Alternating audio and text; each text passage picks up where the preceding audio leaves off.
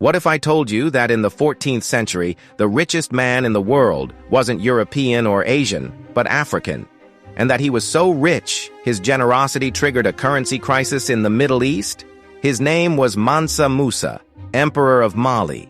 But despite his unimaginable wealth and the glory of his empire, you've probably never heard his full story in school, and that's not by accident.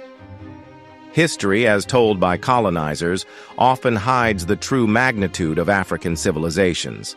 This is a story of stolen legacy, of kingdoms that rivaled Rome and dynasties that pioneered science, trade, and governance, before Europe ever set foot on African soil. Let's start with Mali, one of the most powerful empires in West Africa. At its peak under Mansa Musa in the 1300s, Mali stretched across modern-day Senegal, Mali, Niger, Guinea, and Mauritania. It controlled the gold and salt trade, two of the most valuable commodities at the time. Timbuktu, one of Mali's key cities, became a center of learning, housing hundreds of thousands of manuscripts on medicine, astronomy, mathematics, and theology, many of which still survive, hidden in private collections. But Mali wasn't alone. The Kingdom of Kush, located in what is now Sudan, rivaled ancient Egypt for centuries. In fact, it conquered Egypt in the 8th century BCE and ruled as its 25th dynasty. These were black pharaohs, deeply sophisticated, with their own pyramids. Yes, more pyramids than Egypt, and a writing system known as Meroitic script that remains undeciphered to this day. Meanwhile, across the continent, the Kingdom of Aksum in modern-day Ethiopia thrived as a major trading empire between the Roman Empire and India. It minted its own coins, constructed towering obelisks, and adopted Christianity long before most of Europe. Aksum was so powerful that it was listed by Persian writers as one of the world's 4 great powers alongside Rome, China, and Persia.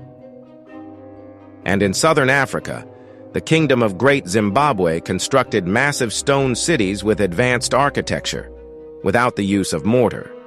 These structures, dating back to the 11th century, were so impressive that early European explorers refused to believe they had been built by Africans. They attributed the ruins to foreigners like the Phoenicians or Arabs in an intentional erasure of African achievement. But why does this matter?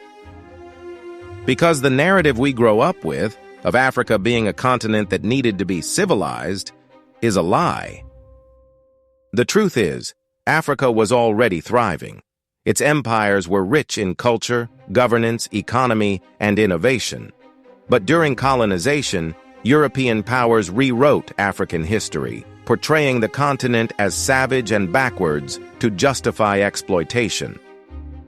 Entire libraries were burned, oral traditions were silenced, cultural landmarks were destroyed or looted, artifacts were shipped to European museums, where many still sit today, divorced from their original context and meaning.